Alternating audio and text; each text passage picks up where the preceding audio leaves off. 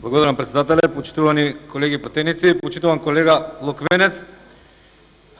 Јас ве почитувам и како колега, и како пратеник, и како човек, но она што го слушнав денеска во вашиот говор, навистина ми даде повод да реплицирам на неколку делови од вашето излагање. Велите дека повод за протестите била одлуката на председателот за аболиција, односно дека истата била неуставна, незаконска и така натаму и така натаму.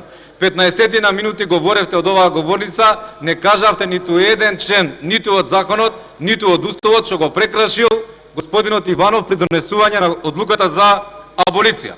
Зборувате дека тој со тоа направил неравноправност на сите граѓани во Република Македонија. Да, точно, но уште еднаш ве повикувам. Кажете пред македонската јавност кој е тој господин кој што не е еднаков како сите граѓани во Република Македонија пред законот и уставот на Република Македонија. Кажете го.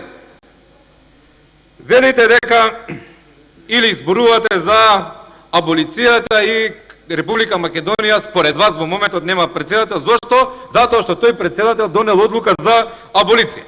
Јас ќе цитирам еден сегмент од одреден документ кој убеден сум дека ќе ви разјасни многу работи, особено кога милувате да зборувате за нашите евроатлантски интеграции. Еве, цитирам.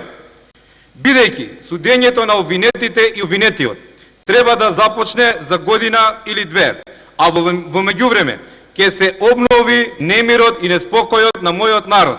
И затоа што со сето ова ќе допринесеме за подолга и подлабока дебата и раздвоеност во нашето општество. Јас ја носам оваа одлука за аболиција.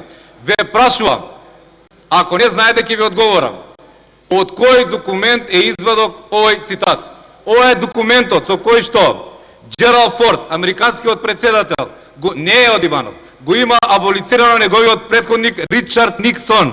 Тоа се случило во Соединетите Американски држави. Сигурно вие тоа добро го знаете, во државата во која што слободата и демократијата се пред се, но над се е државниот и државниот интерес. И тоа го имал предвид американскиот председател Форд кога го има аболицирано својот претходник Ричард Никсон.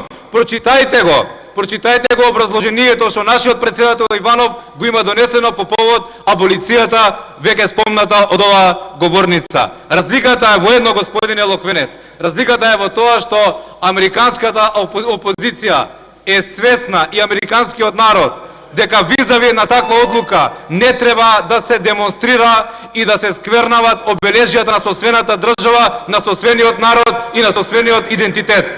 Тука е разликата. А за тоа, на кој и како граѓаните на Република Македонија ја даваат довербата, ние веќе 9 пат, наредниот ќе биде 10, уште еднаш, вие лично, особено привлечени, ќе кажат на кој веруваат. Ви благодарам.